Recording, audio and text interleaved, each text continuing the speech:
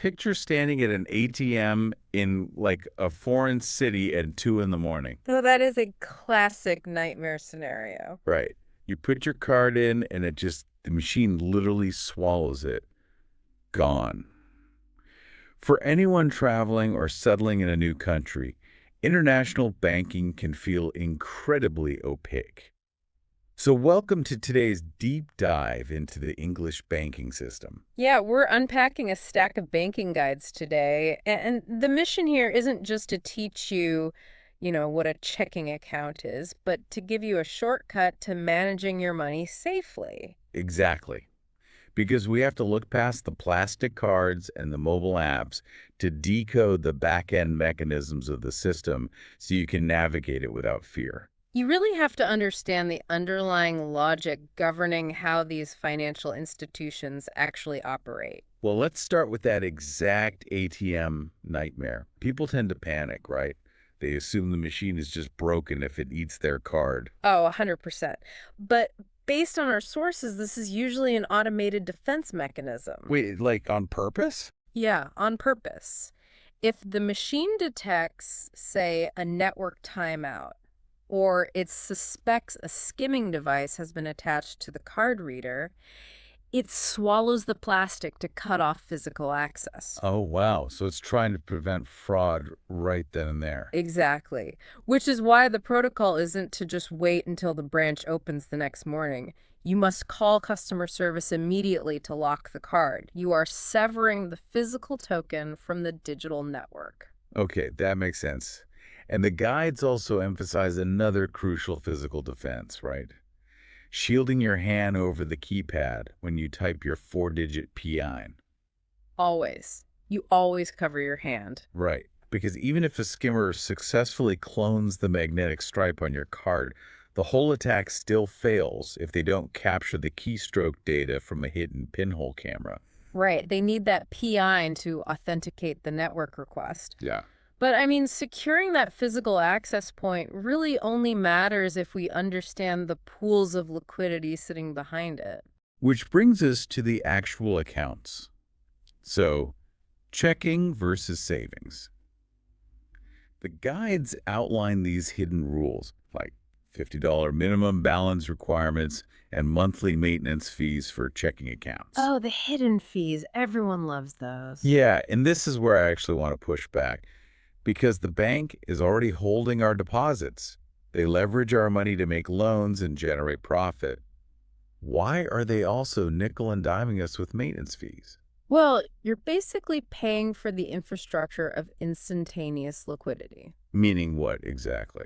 I mean, a checking account isn't just a static vault, right? It's this digital gateway constantly communicating with global payment processors, fraud monitoring algorithms, servers that must run without interruption. Ah, I see. So that instant on-demand access is incredibly expensive to maintain on the back end. Exactly. That's why I always advise asking, are there monthly fees before you even open an account?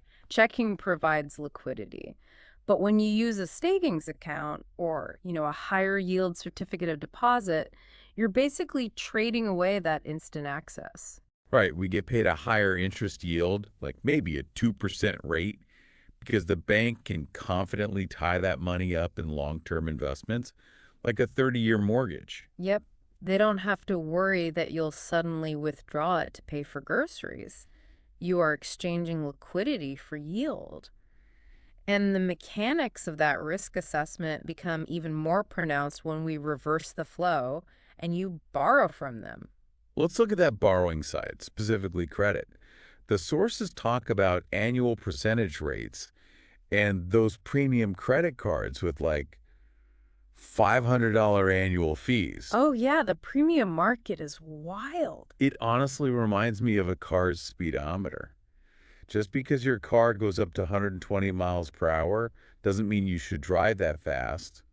A bank might give you a massive credit limit, but if you consistently max it out, you look reckless. That is a perfect analogy. The bank's risk algorithm doesn't view you as wealthy if you're driving at 120.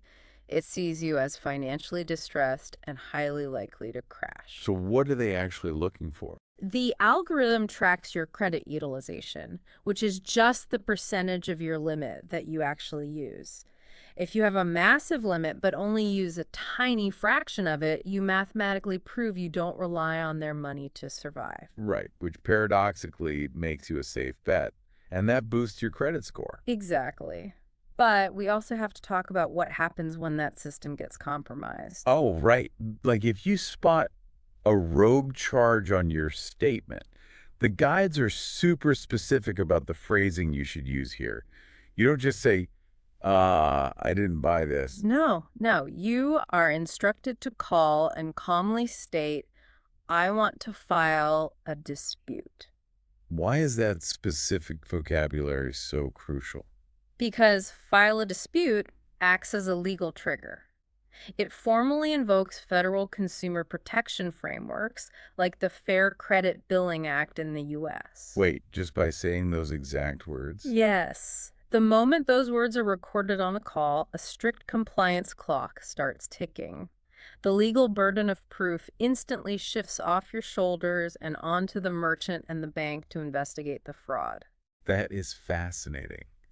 Knowing the exact phrasing, whether it's file a dispute to trigger those legal protections, or just asking about monthly maintenance fees before opening an account, that is what actually unlocks your financial confidence. Absolutely. The system responds to precise inputs. When you understand those underlying mechanisms, you just remove the fear entirely. You really are learning the command prompts to make the banking architecture work for you. Which leaves a final, somewhat provocative thought for you to chew on before we go. Oh, let's hear it. Banks often heavily market overdraft protection as this great safety net, right?